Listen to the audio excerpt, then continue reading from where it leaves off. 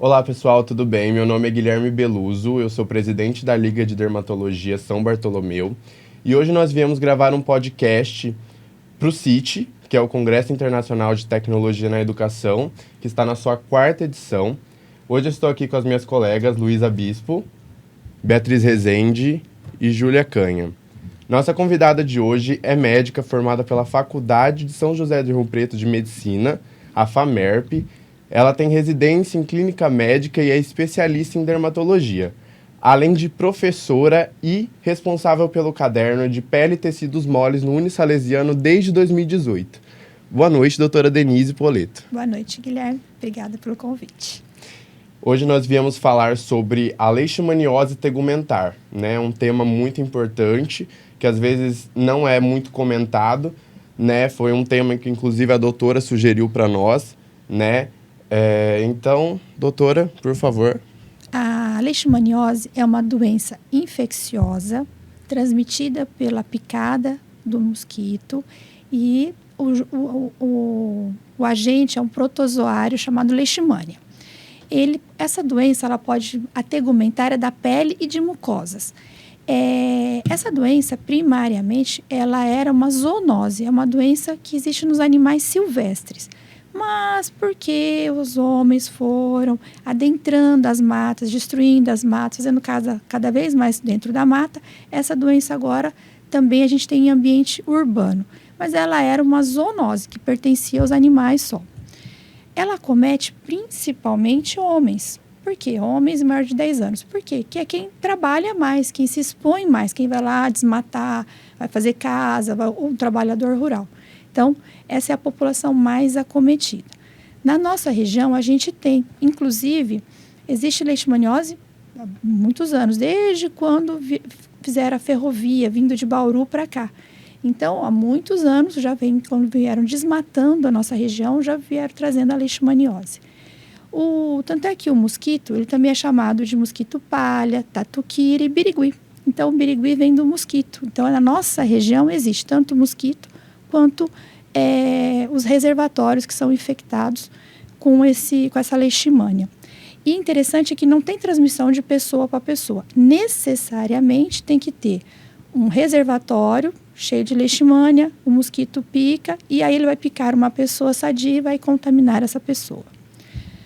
Então, ela era uma doença mais de animais silvestres. Mas como a gente adentrou, a gente tem os animais domésticos hoje em dia contaminados. Que, na verdade, eles entraram não é o normal. Normal é só ser silvestre. Então, mas agora, atualmente, os animais na cidade servem como um reservatório. E isso acaba gerando uma preocupação da população. Doutora, uma perguntinha em relação a isso, né, desses animais que, como a senhora bem disse, são reservatórios, né, da doença. A gente sabe que existe uma questão muito polêmica em relação a sacrificar ou não esses animais.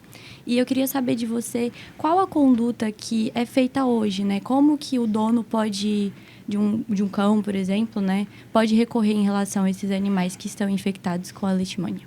Então, até a Prefeitura de Araçatuba tem feito uma campanha, atualmente está fazendo, de coletar exame dos cachorros, principalmente nos bairros que estão tendo casos de leishmaniose. Então, eles estão fazendo uma campanha de coletar exame de vários para poder tentar descobrir esses reservatórios e, em troca, eles estão dando de presente uma coleira. Então, o que deveria ser feito? Como a nossa região é uma região importante de leishmaniose, já deveriam todos os animais ter coleira. Então, se você tem um cachorrinho, use coleira no cachorrinho, repelente no cachorrinho. Cuidado para diminuir a população de mosquito perto da sua casa. Então, tem que fazer a sua parte. Em relação a sacrificar ou não, isso é um assunto polêmico, né? Então, tem todo o cuidado com os animais, né? Então, e não existe tratamento para o animal. Então, é complicado você manter esse animal. Então, depende do critério de cada pessoa. Eu já tive um cachorrinho que teve leishmaniose, que eu gostava muito, mas eu sacrifiquei o cachorrinho. Então, isso depende de cada pessoa. Cada um tem uma conduta. Então, não existe ainda um consenso. Não é obrigatório sacrificar. Mas eu sempre falo, use a coleira, faça a sua parte. E se o seu cachorrinho estiver contaminado, pelo menos use a coleira nele também. Até para ele não contaminar outros mosquitinhos, né? Certo. Bom, A leishmaniose cutânea, a pessoa pode ter uma picada em média 2 meses antes de aparecer um sintoma. Isso é a média. Mas pode demorar até anos para a pessoa manifestar. Então, o que é muito importante? Quando você tem uma lesão de pele que não cicatriza, então uma ferida na pele que não cicatriza, procurar saber, já se expôs, vai no mato, não vai no mato, fez alguma viagem. Então, procurar saber se essa pessoa foi até alguma região de floresta. Ou se a região que ela mora, como a nossa região aqui em Araçatuba tem. Como a gente tem aqui numa região que já é comum ter a leishmaniose, né? Então já existe. Então sempre tem que investigar. A lesão inicial pode ser muito diversificada a forma de aparecer. Tanto o nódulo, então eu tive uma paciente esse ano no consultório que foi um nódulo, parecia uma espinha inflamada. E ela já tinha tomado antibiótico, o antibiótico não sarava. Aí eu falei, bom, vamos fazer uma biópsia, né? Procurando saber o que era. E aí veio leishmaniose. Tive outra paciente esse ano no consultório, uma menininha de uma cidadezinha aqui perto, que veio com 3 úlceras na coxa, bem atrás da coxa. Falei, puxa, mas... parecia uma picada de inseto. Falei, deve ter coçado, infeccionou. Eu vou mostrar um slide depois. Usei antibiótico, não melhorou.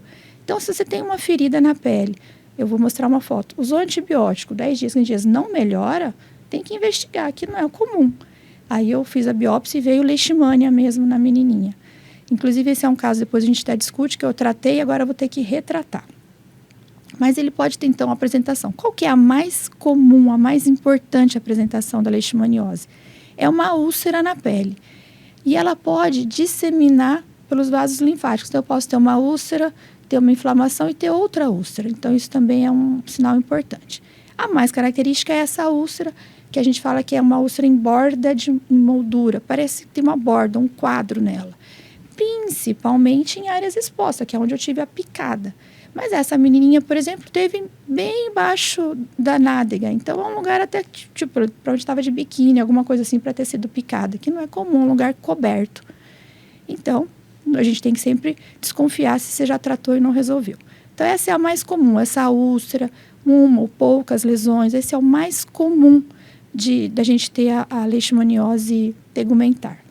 Mas existe também uma forma verrucosa. Então, olha aqui, diferente que essa forma, parecem verrugas. Isso aí já vai fazer diagnóstico diferencial com outras doenças de pele, como parcochirdomicose, cromomicose, outras doenças de pele que a gente estuda também na faculdade, que podem dar essas lesões verrucosas na pele. Então, é uma variedade muito grande. Então, é bom as pessoas verem para lembrar, nossa, uma lesão que não sara, vamos investigar, colher material dessa lesão. Então, como eu falei, a lesão, a leishmania pode disseminar pelos vasos linfáticos e formando outras úlceras no trajeto linfático, que faz diagnóstico diferencial com o que aqui? Herpes zoster, talvez? Difícil, né? Herpes zoster é difícil. É uma disseminação linfática. Lembra que a gente já estudou? Uma outra doença que tem essa disseminação linfática que vai dando inflamação, nódulo. Isso vai gerar diferencial com esporotricose, que é uma outra... Contas, né? Que em Rosário, Verdade. lembra das lesões em Rosário? Verdade. Então, que a esporotricose é um fungo também que a gente tem aqui, que vem do gato, geralmente de arranhadura de gato, que entra o fungo e depois ele também tem uma disseminação linfática, vai tendo uma úlcera, daqui a pouquinho outra úlcera, então no caminho do linfático. Então, a leishmaniose tegumentar também pode ter essa forma, inclusive estava até escrito ali no slide, forma esporotricoide. A leishmaniose, ela pode ser só da pele, ou só das mucosas, ou da pele e da mucosa. Vamos dar uma olhadinha. Como eu já falei, a mais importante, mais comum é essa que é só da pele. Então, uma úlcera na pele. Essa úlcera pode até cicatrizar espontaneamente. Então, mesmo sem tratar, ela pode até sarar. Só que ela sempre vai deixar uma cicatriz, porque é uma úlcera mesmo, né, profunda. Então, ela sempre vai deixar uma cicatriz. Qual que é o problema da gente não tratar em tempo? Coitado, às vezes tem paciente que não consegue um atendimento, não consegue chegar no dermatologista, colher material e sara. Que bom, sarou sozinho. Só que quando ela sara sozinha, ela pode retornar depois de 2, 3, 4, 5 anos nas mucosas. Então, aí você pode ter até um quadro mais grave, se ela não for tratada corretamente. Então, Aqui, ó, até uma foto que mostra uma infecção de pele, como eu falei. Uma leishmania, uma ectima, que é uma infecção bacteriana, que você dá antibiótico e some. Então, é muito comum criança com a perna inflamada, aquelas picadas que coça, criança que coça, tem alergia da picadinha, coça, inflama. É comum. Nossa, como que eu vou saber que um é leishmaniose e o outro não é? Simples, o paciente você não vai saber, na verdade, na hora que chegar. Só que você vai dar antibiótico, vai orientar os cuidados. Se for uma doença bacteriana, vai curar. Vai voltar em 15 dias, está tudo cicatrizado. E se não cicatrizar? Aí você começa a ficar atento. Pode ser leishmaniose, vale a pena a gente biopsiar essa lesão. E também, se o paciente tem essa lesão inicial e não trata, ela pode voltar disseminada. Então, por isso que é tão importante lembrar da leishmaniose. Sempre tem uma ferida que não cicatriza, que demora para cicatrizar, colher material e fazer o tratamento correto. Porque senão ela pode voltar numa forma também disseminada, ou em mucosa ou disseminada no corpo. E aí pode formar nódulos no corpo todo, que fica mais difícil de você tratar esse paciente. Pode ter lesões em crianças, na face, pode ter lesão no corpo todo. Pode ter lesão que vai começando a pegar a mucosa do nariz, da boca. E nessas lesões muito disseminadas, você vai colher material, você já às vezes nem consegue encontrar mais a leishmania. Já são pacientes que já têm disseminado e você já não encontra, às vezes, naquele local a leishmania, já fica às vezes mais difícil de tratar. Ou, às vezes, você faz o tratamento que aconteceu com essa minha paciente, a gente tratou corretamente, fez certinho as doses da medicação, em maio, e ela voltou semana passada comigo com lesões que a gente fala que tem essa satelitose, essas lesõezinhas ao redor da cicatriz. A cicatriz estava ficando já bem cicatrizadinho, começa a brotar em volta. Então, isso é uma forma de recidiva. Essa paciente vai ter que retratar. E o retratamento demora mais, então é um pouco mais difícil de retratar. Existe uma outra forma de leishmaniose, que não é comum na nossa região, ainda bem, é mais para a Amazônia, que é uma leishmaniose que dá lesões no corpo inteiro em pacientes que têm um comprometimento do sistema imunológico. Então, pode dar nódulos no corpo inteiro. Alguém lembra o que pode dar esse tipo de lesão? Tuberculose? Tuberculose, difícil dar assim. Pênfigo? Não tem bolhas. São nódulos no corpo inteiro, na mucosa, no rosto, no nariz. Hanseníase. Então, hanseníase pode dar. Então, lembra da hanseníase virchoviana, que é uma hanseníase daquele paciente que não tem imunidade celular. Então, a gente tem uma forma de leishmaniose, quando o paciente não tem resistência nenhuma, imunidade nenhuma, ela pode dar essa forma bem difusa no corpo, que vai fazer diagnóstico diferencial com a hanseníase virchoviana. Até o rosto dele parece a face leonina mesmo. Parece a face leonina da hanseníase, né? Então, parece. Então, esse já é um paciente com essa forma cutânea difusa. Bom, aquela forma que eu falei, né? Quando dá lesões ulceradas na pele, a gente tem que pensar no plect. Lembra do plect? Uhum. Paracustiodomicose, leishmaniose, que é o caso. E de esporotricose, que eu já mostrei. O C, que pode ser tanto carcinoma quanto cromomicose. E o T de tuberculose da pele. Então, essas úlceras que podem dar, ou lesões vegetantes, ou essas úlceras que não cicatrizam, sempre a gente tem que lembrar da leishmaniose também.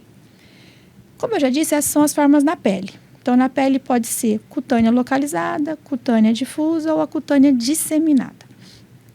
E quando dá na mucosa? Na mucosa tem uma lesão característica, que a gente sempre fala, que é aquela conhecida como uma estrela, né? Que eles falam que é essa estrela, essa espondia, que são essas lesões, principalmente no palato, que pode levar a perfuração. Então, quem é este paciente? Este paciente, geralmente, é um paciente que não teve um tratamento satisfatório. Ou eles abandonam o tratamento, que depois a gente vai discutir o tratamento, que é difícil, prolongado o tratamento, difícil. Ou então, esse paciente nem conseguiu acesso ao dermatologista para fazer a biópsia, para dar o diagnóstico. Então, ele ficou sem diagnóstico, depois essa lesão volta destruindo a mucosa. Então, a gente tem que lembrar, então, quando o paciente tem lesão em mucosa, no céu da boca, que não cicatriza, lembrar que uma das causas pode ser a leishmaniose. Pode dar perfuração né? Então, aqui tem várias fotinhas de pacientes. Inclusive, tem algumas fotos que eu tirei de uma aula do Dr. Aloísio Falqueto, é um professor do Espírito Santo, também tem uma aula excelente dele, uma web palestra, muito boa também sobre leishmaniose. Eu até peguei algumas fotos dele mostrando essas lesões. Tá vendo como tem destruição do septo nasal? Então, faz diagnóstico diferencial também com hanseníase, com outras doenças que pode ter queda do nariz, né, destruição do septo. E qual que é o diagnóstico diferencial? Alguns eu já falei. Paraxodormicose, que é o mais comum. Lembra que a gente aprende que o paraxodormicose é um fungo que pode dar essas lesões na boca, pode dar lesão na mucosa. O carcinoma, linfoma. Tem várias lesões de pele que podem fazer diagnóstico diferencial. E nas lesões de mucosa também, principalmente paraxodormicose, que vai fazer diagnóstico diferencial na nossa região. Bom, quando a gente tem um caso suspeito, o que a gente tem que fazer? Então, tem um paciente suspeito. Qual que é o caminho? Então, isso é muito organizado até de protocolo do Ministério da Saúde. Então, esses pacientes eles têm que ser encaminhados para fazer exame. A intradermorreação de Montenegro e, de preferência, você colher material. Ou por exame direto, você vai lá e colhe material da úlcera, quando é uma lesão na pele. Ou você faz uma biópsia para ver o diagnóstico. Aí, se der positivo, a gente vai começar a tratar esse paciente. Essa intradermorreação pode ser realizada, eles aplicam, esse teste intradérmico aplica partes, né, da leishmania para ver se tem reação ou não, se dá positivo ou não. Então, é um teste de Montenegro positivo ou não, que ajuda a gente a fazer o diagnóstico do paciente. E pode ser colhido material por raspado, procurando a leishmania. Lembrando que a leishmania é um parasita intracelular. Então, a gente olha lá na lâmina lá com o professor Zé Cândido, você vê uma célula cheia de leishmania lá dentro, né?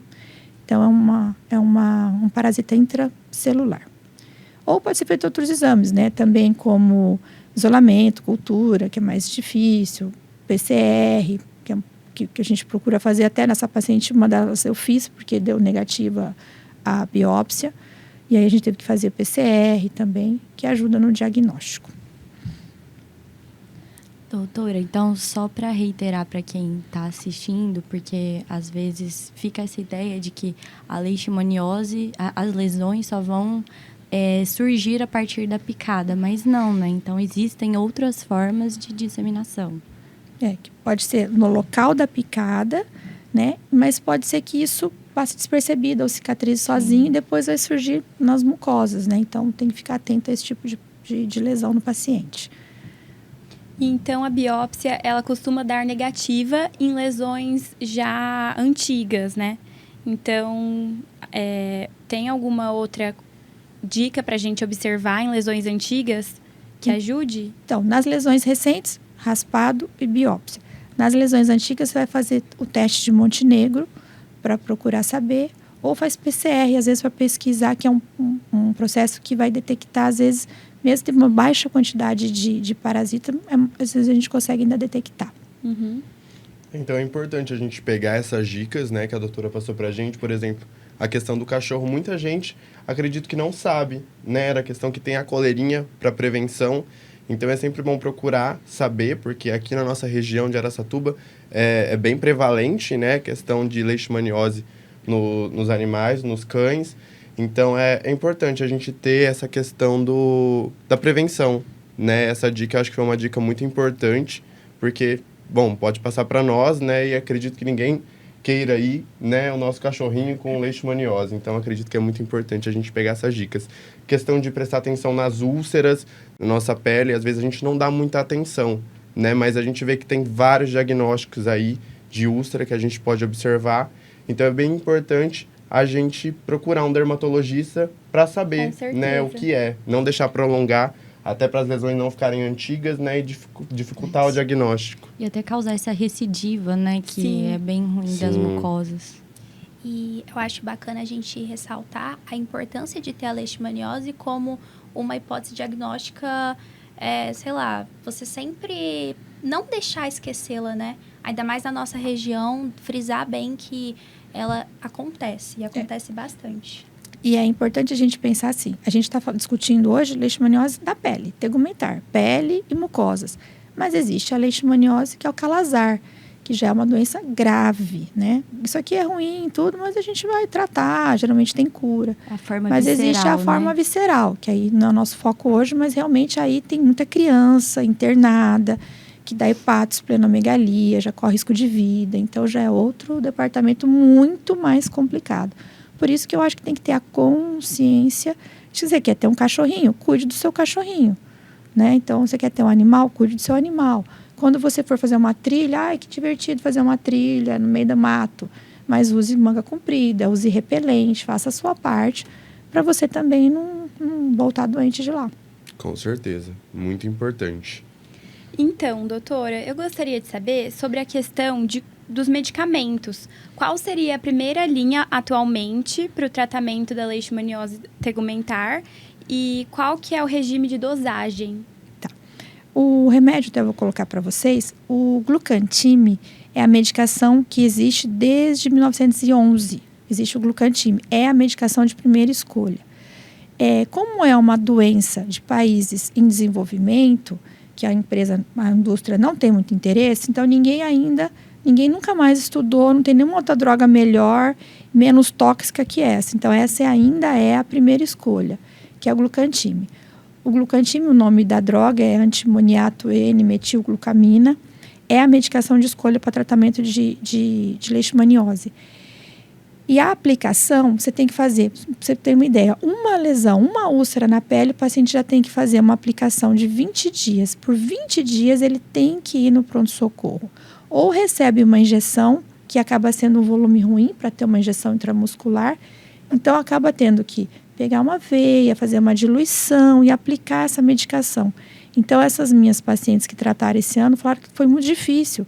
Porque você chega até você ser atendido, Então, o Ministério, o governo, existe a droga de graça. Tanto é que você não consegue comprar. Não existe comprar para tomar. Vou comprar e tomar no hospital que eu tenho convênio. Não adianta. Só existe no SUS.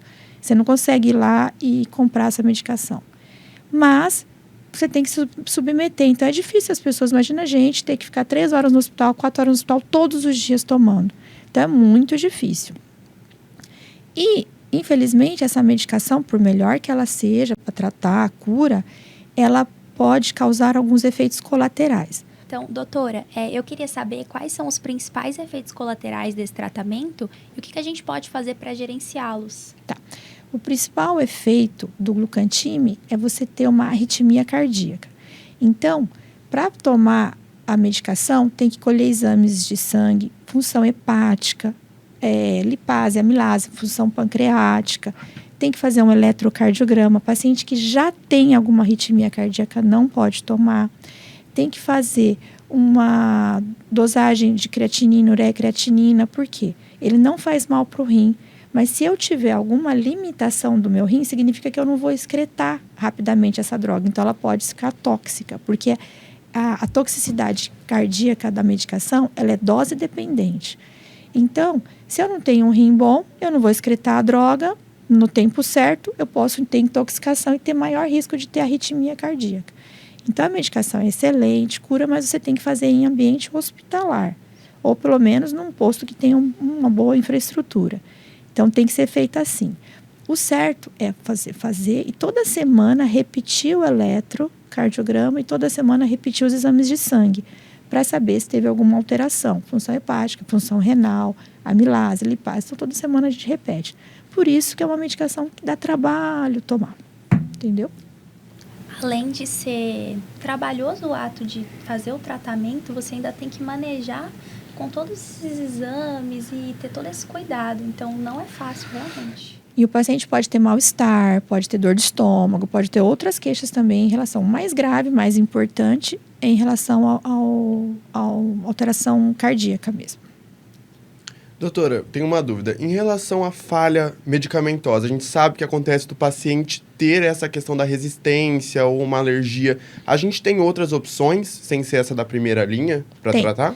A primeira linha, então, é o Glucantime. Se o paciente tem alguma lesão, principalmente renal, se ele tem um comprometimento renal, aí a gente vai para a segunda linha, que é a anfotericina.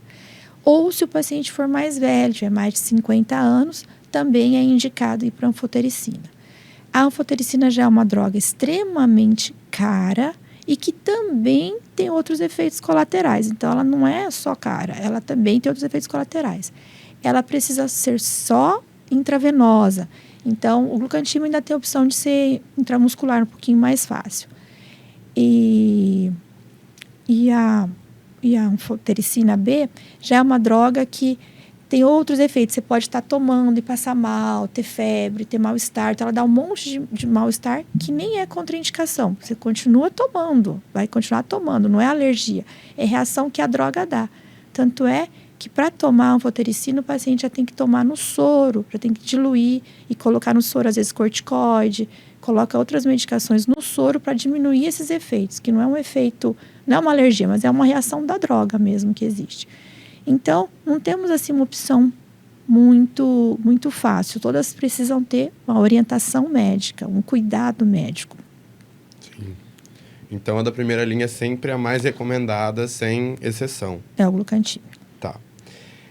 A questão de monitorização na resposta ao tratamento, como que funciona, assim, questão de avaliação clínica do paciente? Normalmente, a gente usa o critério clínico. Então, o paciente volta, está cicatrizando a lesão, tá ótimo. Então, essa paciente, eu pedi para ela tomou medicação em maio. Eu pedi para ela voltar em junho. Não voltou. Não voltou em julho. Agora ela voltou em agosto e eu vi que está tendo uma recidiva. Quer dizer, os pacientes também não voltam, né? É difícil você ter o paciente que venha todo mês certinho. Terminei o tratamento. Eles também não voltam. Eu gosto que faça exames para ter alta da medicação. Então, os pacientes também não é fácil, às vezes, o acesso. Mas, de qualquer forma, o diagnóstico é clínico, você olha, estiver bem cicatrizado, a gente vai ficando mais tranquilo. Mas tem que avisar o paciente que pode existir recidiva, avise. Né? Então, fala, olha, parece que está tudo bem, está tudo ótimo, né? Vamos colher os exames de sangue, está tudo bem, está ótimo. Só que tem que falar, olha, se começar a ter lesões ao redor, se você tiver uma lesão um dia no nariz, no céu da boca, venha, porque pode existir uma recidiva nessas áreas. Então, a gente tem o papel também de orientar o paciente. A gente vê que essa questão do acompanhamento, que a doutora falou, é muito importante. Então, sempre avisar o paciente dessa questão da recidiva, que ela reiterou para a gente, né? Então, para os pacientes realmente entenderem que eles precisam acompanhar, que a doença precisa ser monitorada, não é algo que a gente pode deixar para lá. O paciente tem que ter isso na cabeça. O papel do médico, como a doutora Denise falou para a gente, de avisar, alertar o paciente dessa possibilidade que tem da recidiva.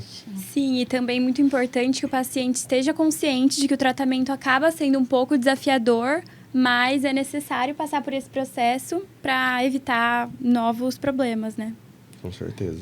E essa orientação é bem importante, né? Assim, que ele precisa fazer o tratamento certinho para não ter recidivas e para também não continuar transmitindo, né? Talvez para os animais, né? Exatamente. E, doutora, até me surgiu uma dúvida aqui também. Que eu acho que isso até é uma dúvida de utilidade pública, porque aqui talvez a gente vai ter contato com pessoas que são possíveis portadoras de leishmaniose. Como que nós, diante de um cenário suspeito, então vamos supor, você chega numa casa, você vê que ali é possível, né, de ter um criadouro ali do mosquito, vê que tem animais com lesões, alguém ali que está naquela casa com lesões também. Como que nós, como estudantes, ou então pessoas que são leigas, mas conseguem, às vezes, enxergar esse cenário, como que elas podem recorrer, né? Orientar essa pessoa onde ela deve ir, quem ela deve procurar, para ela poder receber esse diagnóstico ou até descartá-lo, né? Bom, é interessante sempre ter a informação para a população. Então, se você for visitar algum paciente, eu sei que vocês fazem visitas domiciliares com o pessoal dos postos, né?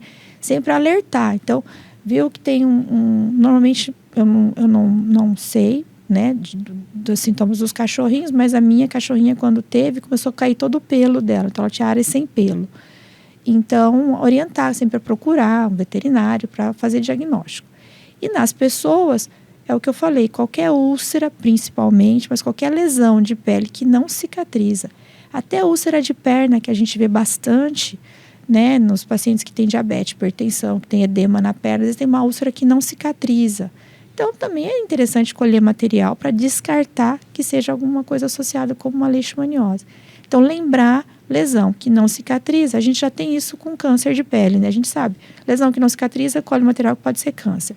Mas da mesma forma, lesão que não cicatriza, a gente também tem que lembrar não só câncer, mas também de leishmaniose na nossa região, que é endêmica a nossa região.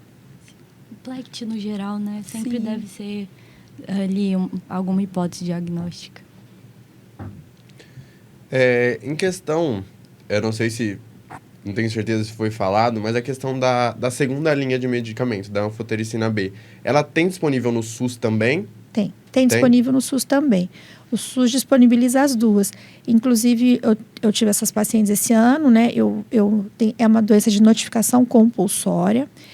E aí eu fiz a notificação. A vigilância aqui de Araçatuba até recebeu a minha cartinha que eu mandei para a cidade dela, que é uma cidadezinha aqui perto, que veio para a vigilância e até a diretora da vigilância que falou, Denise, recebi uma cartinha sua explicando tudo, até os efeitos colaterais que podia acontecer para a população, para a pessoa que vai aplicar, ficar atenta, né? Então, eu fiz uma orientação de como tinha que diluir, explicando como tem que diluir o glucantime, como que tem que fazer. E agora, na recidiva, também eu justifiquei por que teve a recidiva, por que eu estou pedindo um novo tratamento. E o novo tratamento, o primeiro a gente faz de 20 dias, quando vai fazer retratamento já são 30 dias. E a paciente aumentou de peso, então eu fui recalcular e mandei certinho como que é para diluir a medicação.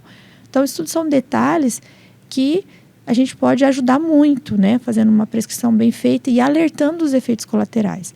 Inclusive, eu coloquei aqui que não só a doença tem que ter notificação, como todos os sintomas que esse paciente tiver.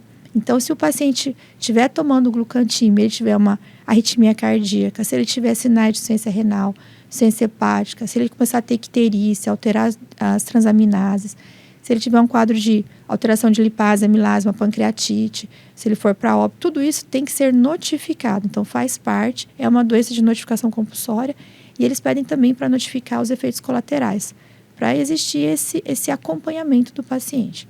E se precisar, existe também a anfotericina disponível no SUS. É só fazer o papel bem feito, que a vigilância vai lá, visita a área e tem a liberação da medicação para ser feita no local mais perto do paciente. E até a recidiva tem que fazer a notificação compulsória? Tem que. Existe, no papel de notificação existe se é um caso primário, cutâneo, se é mucoso, se é uma recidiva.